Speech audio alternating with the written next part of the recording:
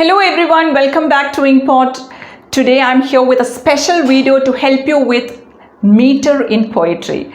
Well, I've been receiving a lot of mails and comments raising doubts from the section and requesting a video on it. So I hope this video will give you a clarity and will fulfill your request. Now today we are going to scan a whole poem and let's determine the meter employed by the poet. But to get a better understanding of this lesson, do watch my video on meter and foot in poetry, in which I have explained the meters like iamb, trochee, spondy, pyrrhic, dactyl, anabast and so on with examples, and I've also talked about stressed and unstressed syllables and how to find out the number of syllables in a word. So have a look at it. Well, the poem that we are going to scan today is The Tiger, written by William Blake.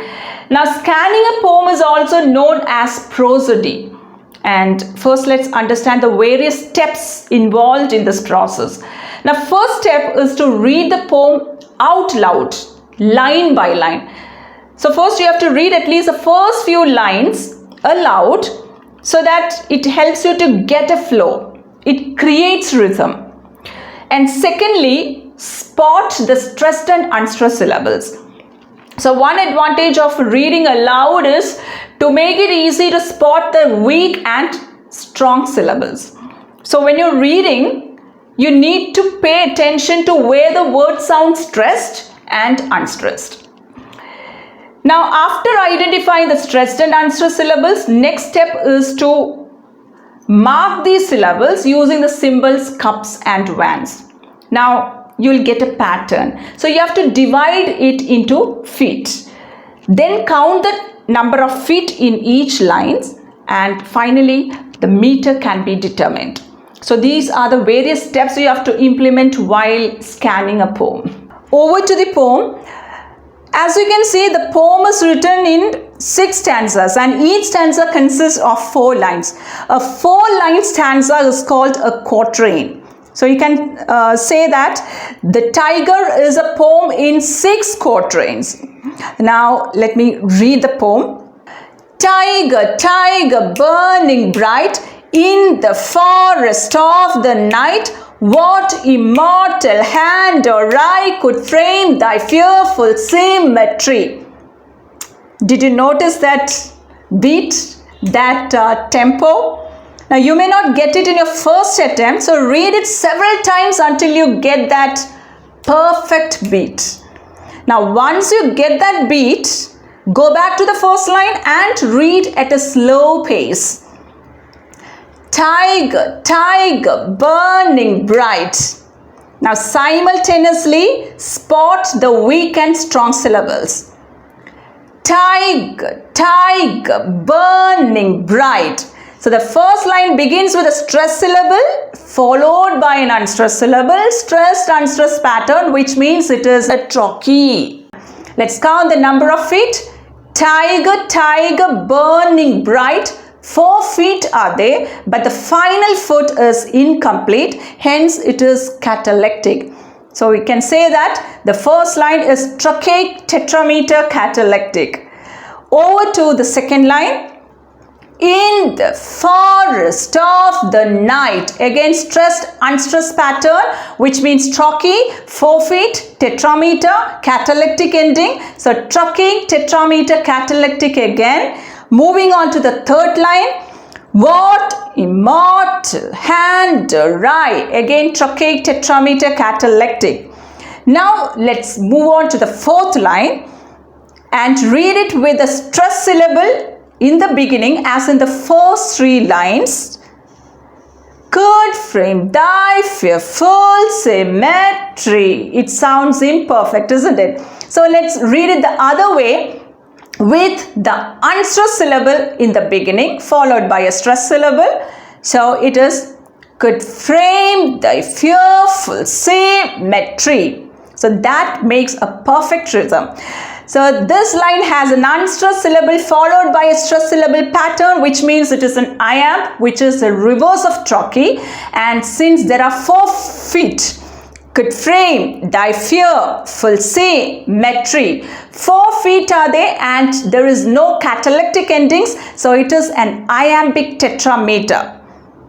So the first 3 lines are trochaic tetrameter catalectic, and the final line is iambic tetrameter. Now as you can see, the poet out of the blue jumps from trochaic meter to iambic meter.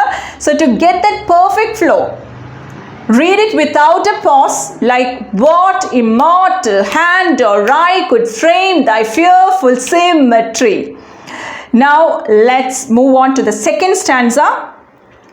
In what distant deeps of skies, trochaic tetrameter catalectic, burn the fire of thine eyes. Fire. So it's not fire, it's fire. Burn the fire of thine eyes. Again, trochaic tetrameter catalectic. Third line. On what wings dare he aspire? Trochaic tetrameter with no catalectic endings because the final foot is complete.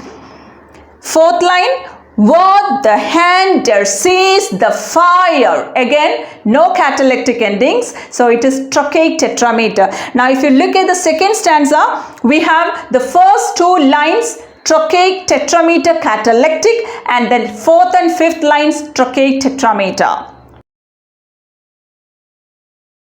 Over to the third quatrain. And what shoulder and what art could twist the sinews of thy heart. So you can see that the poet suddenly switches from trochaic to iamb. So the first line is trochaic tetrameter catalectic, whereas the second line begins with an unstressed syllable with 4 feet, and the 4th foot is complete. That means there is no catalectic ending. Hence it is iambic tetrameter. Now moving on to the third line. And when third line begins with an unstressed syllable. And when thy heart began to beat, the last line begins with a stressed syllable. What dread hand and what dread feet?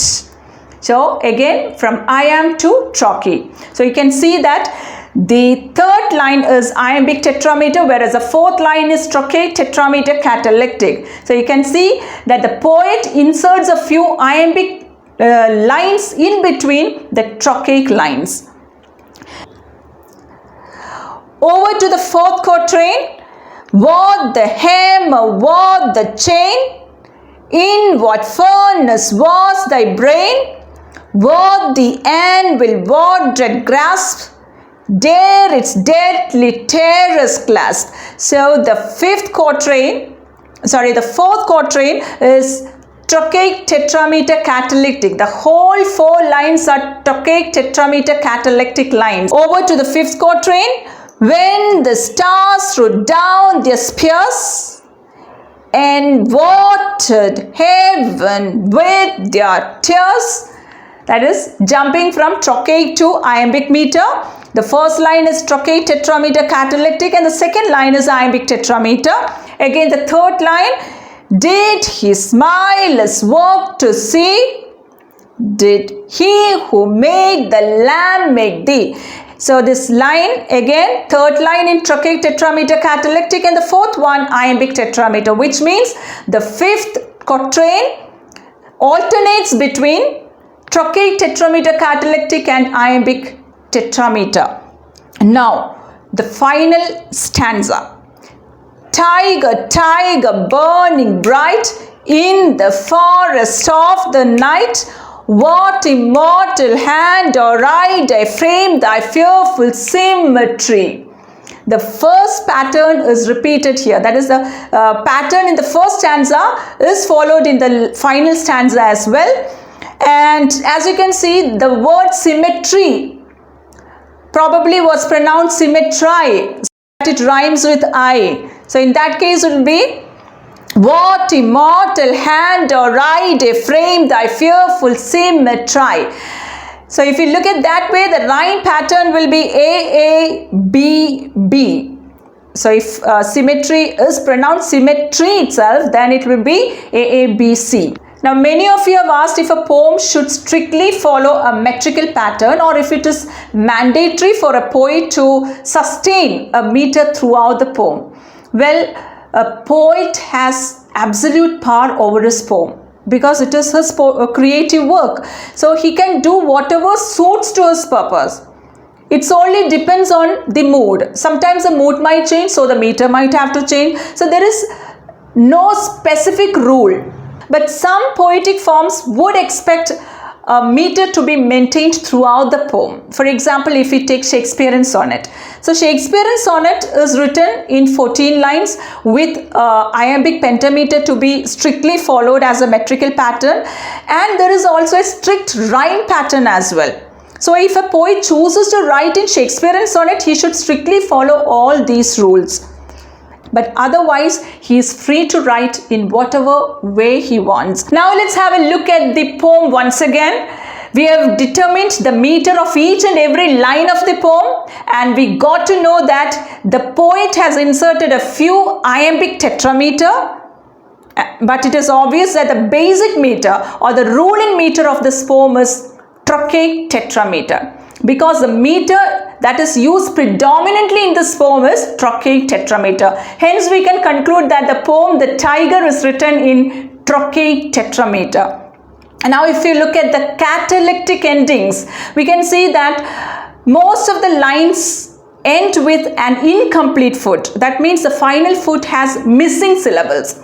But these missing syllables do not harm the rhythm of the poem. Rather, it enhances the rhythm or it intensifies the rhythm, and that makes the poem more powerful.